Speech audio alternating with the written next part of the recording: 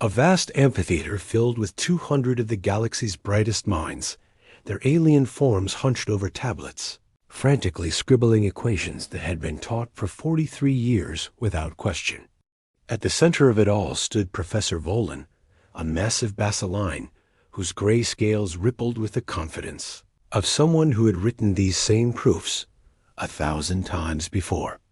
His thick fingers traced holographic equations across the display, each line a pillar of established academic truth. But in the middle rows sat Rowan Sterling, one of only 20 humans selected for the prestigious Athenium of Cinderfall exchange program. His stylus hovered frozen over his tablet, not because he couldn't understand, but because he understood too well. There, glaring at him like a beacon in the mathematical darkness, was an error. Not a small typo or minor miscalculation, but a fundamental flaw that poisoned every equation that followed.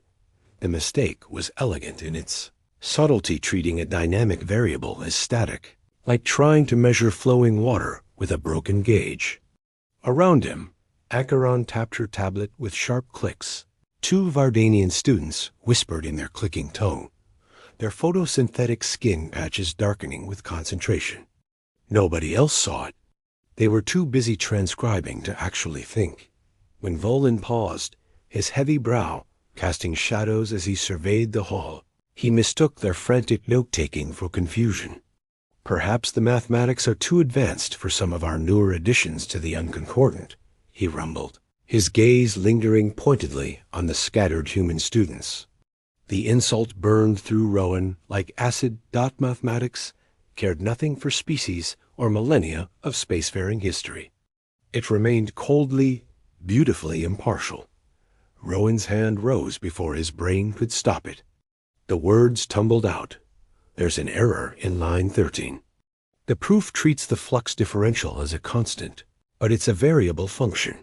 The amphitheater fell into the kind of silence that precedes either laughter or disaster.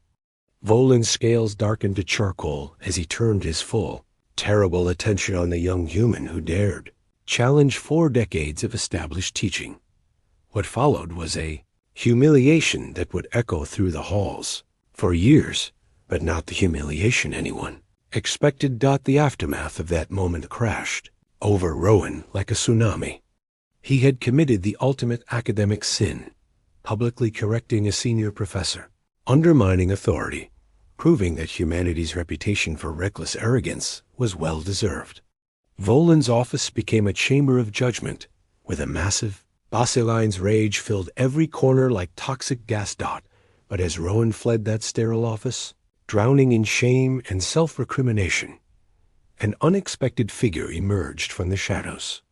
Professor Emeritus Hessian Elderly, Caprian, whose bone-white exoskeleton shifted to soft lavender with age, had been watching from the back row. His liquid black eyes had seen something others missed. Hesh led Rowan through the university's forgotten corridors to the abandoned theoretical physics wing, a dusty monument to failed dreams. His office was chaos incarnate, equations sprawled across every surface, data tablets buried under printed books, the desperate mathematics of 20 years spent in academic exile. This was the Hesh, the one whose prototype, Cascade Drive, had torn a hole in spacetime, whose failure had become legend, whose name was whispered as a cautionary tale about the dangers of theoretical overreach. You see physics as physical things, Hesh observed, his mandibles clicking with something like wonder. Water through pipes, stacked blocks. You turn abstract equations into blueprints. What began as an old academic's desperate attempt to find vindication became something far more profound. Working together in secret, the disgraced master and the stubborn student, they began rebuilding Cascade theory from the ground up. Hesh brought decades of theoretical knowledge, while Rowan's human mind cut through complexity. Like a laser through fog. Night after night, they worked in that chaotic office that smelled of dust and old dreams. Hesh's circular thinking wrapped around problems from every angle, while Rowan's linear approach carved straight through to solutions. Together, they formed a helix, his 20 years of circling combined with Rowan's line cutting through. But their greatest breakthrough came with the greatest risk. To prove their theory, they needed computational resources that the university's rigid hierarchy would never approve. Enter Tella, Rowan's Kyrian friend, whose pathological honesty was matched only by her talent for creative rule interpretation. Her solution was audacious. Steal unused processing power during diagnostic cycles. Fragment their simulation across thousands of terminals. Hide revolutionary physics in what looked like random noise. For 6 days, they ran their unauthorized simulation while playing a deadly game of academic cat and mouse. When the results finally came through a perfect, stable cascade field achieving 94% efficiency, they had proof that existed only for them. Beautiful, revolutionary, and completely inadmissible as evidence. Sometimes the most dangerous thing you can do is be absolutely right when everyone expects you to be wrong. Faced with evidence they couldn't officially use and an investigation closing in on their digital crimes, Rowan, Hesh, and Tella made a choice that would either revolutionize physics or destroy their careers in the most spectacular fashion possible. Annual Innovation Symposium became their stage, not just to present a theory, but to challenge the greatest minds in the galaxy to find a single flaw in their mathematics. It was academic warfare pure, calculated, and utterly ruthless. Picture the scene. A packed auditorium, every seat filled with beings from across the galaxy. Valen sat in the front row like a judge awaiting execution. Rowan walked to the podium on shaking legs, while Hesh moved beside him with the grace of someone who had already lost everything and found freedom in having nothing left to lose. For 20 minutes, they wove mathematics and intuition into something transcendent. Rowan's human simplicity merged with Hesh's Caprian complexity, creating equations that sang with elegance. They didn't just present a theory, they performed it, making abstract mathematics feel as real as flowing water. When they revealed their unauthorized simulation, the auditorium erupted. Some screamed about regulation violations, while others marveled at the audacity. But the mathematics held. Under the most brutal scrutiny from 5 of the galaxy's greatest minds, every equation, every assumption, every logical leap proved unassailable. Even Valen, forced to render judgment on his former students' work, had to admit the terrible truth: the mathematics are sound. But Chancellor herself had been watching from the back, and she saw something the others missed. Here was the future of scientific discovery, not rigid adherence to established pathways, but the creative collision of different ways of thinking. The human tendency toward creative rule interpretation wasn't a flaw to be corrected, but a feature to be harnessed. 6 months later, they watched their prototype activate in the university's orbital testing facility. For 1 heartbeat, nothing happened. Then space itself rippled around the device, reality bending in ways that made eyes water.